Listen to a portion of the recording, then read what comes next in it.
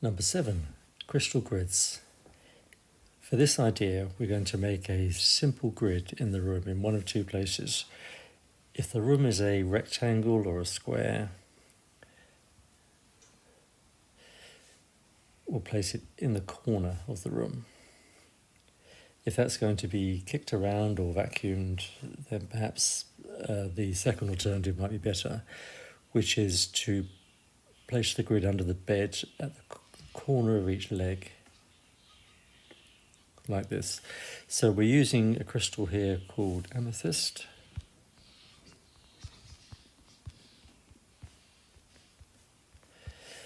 Amethyst is unusual in that it will absorb energies in the room, but it will itself cleans. In addition to the 4 amethysts, we also want one in the center, which will be in shungite, which is a strong grounding crystal. This isn't self-cleaning, so you'd need to say wash it in clean water, no soaps or anything else, just wash it in clean water, probably at least once a month. Some people say you bury it in the ground for a few hours, but just washing in water is probably sufficient.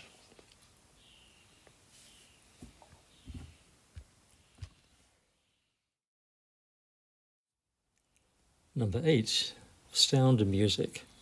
We have 3 different ideas here, and I'd like you to do all of them. So let's start with the guitar on the chair. Best thing to do here is put the chair in the corner of the room on a diagonal and put the guitar on the chair. Could be a guitar or a violin or any other musical instrument. And remember that even though you're not playing the instrument, the air moving around will be brushing the strings, and at some level it is playing. You just won't be able to hear it. And of course, keep the instrument tuned and tune it to 432 Hertz. Let's go over down to the bottom left. We have a speaker here. What I would like you to do is to set things up so that you can play music in the room when you're not in there. So you have a room, you have the water in the vases, you have the moisture in the air of the room, you'll have some moisture in the fabric. So the music will start to permeate and percolate, and will start to the water will start to reflect the sound that is played.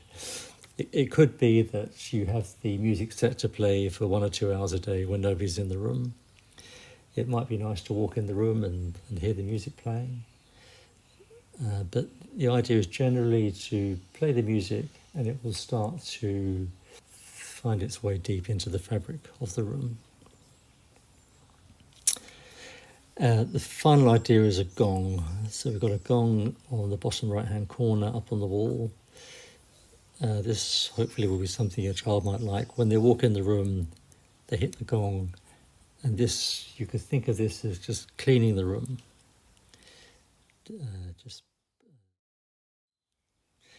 Number 9, organic cotton bedding. If you can, purchase duvet covers in organic cotton, 100% organic cotton, and sheets in organic cotton. Could also do organic linen, but that can be a little bit coarse. But either way, move away from non-organic fibres. If possible, buy something with a sacred geometry pattern, but there isn't really much available if you're someone who can afford to have things made up. I've drawn a simple pattern here. This is actually, it's a 3/8 harmonic. So we have triangles, and we have 8 of them. 1, 2, 3, 4, 5, 6, 7, 8. So this 3/8 is the secret chord.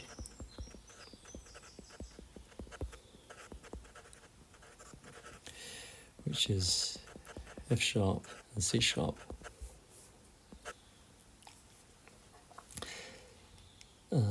That possibly could be silk screened onto the bedding, but keep it subtle and simple, and just a few shades of colour away from whatever the main background colour is.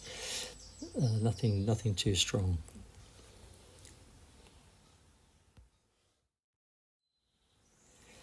Number 10, a fruit bowl.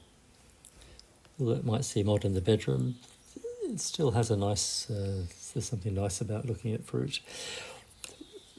The way I do this is that I try and make it look a little bit different. So rather than a collection of different fruits, I just use one fruit, and that could be an apple or an orange. The apple, if you can get quite a vivid green apple, and again with the orange, just nicely coloured orange, and you want nice clean looking fruit. The bowl should be very clear glass, no cutting or forming to it, so that when you look through it, you just see really the focus is on the fruit. It's nice and clear, and the emphasis is on the fruit. Again, when you place the bowl, use one of our dimensions that we've given in previous videos.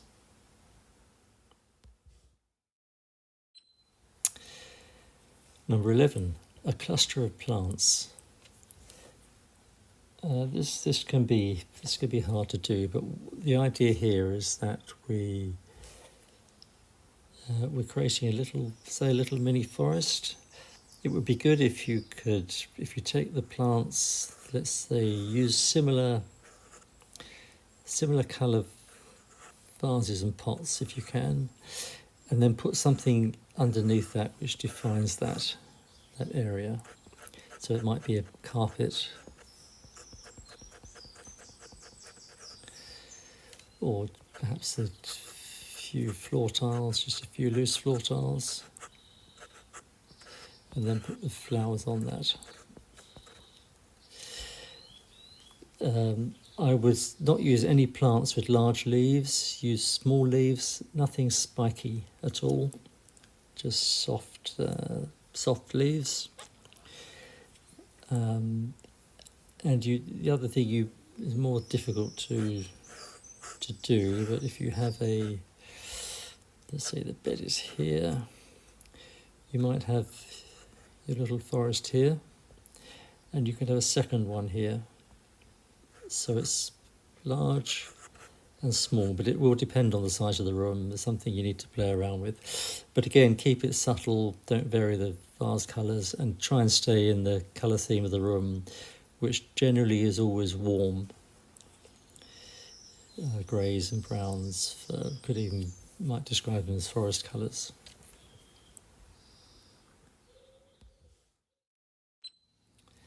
Number 12, a frame view. The idea here is that we're creating a little bit of fantasy, a little bit of escape, allowing whoever's using the room just to transport themselves to another world momentarily. And I think there's far more to this idea than might be apparent. If I just tell you a quick story, I met a woman who was a therapist. We were looking at the space that she worked in. She worked in this room 8 hours a day without any natural light, no windows, just whatever light came with the building. And I thought that must be a horrible environment to work in.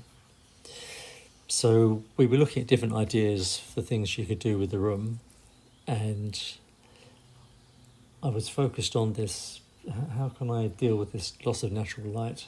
So I began to look at images, photographs, anything I could think of which had a lovely view. And this went on for a few days, and then she called me after about 3 or 4 days and said, "Oh, the company's just been sold and I'm moving to a new office which has windows." My feeling is that when you start to focus on these things, they will start to show up. So if you can give your child a view that brings them peace and calm or happiness, then that will start to work into their daily existence. A few important things about this method is that the view should show the window or the door or the sides, so it is a view of a view out of a window. So you might see a French door and you'd see the doors on either side and possibly as a balcony as well. An artist that I'd like a lot is a guy called Raldufi.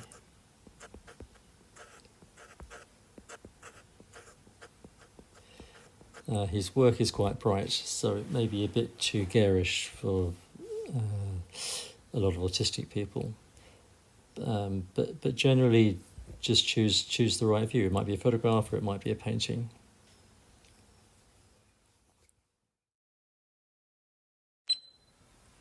Thank you for watching this all the way through. I hope you found it interesting, and if you managed to apply all the ideas and have any interesting result, perhaps let us know in the comments. Or if you have any questions to help you work your way through this, please write them down and I will respond when I can. Thank you.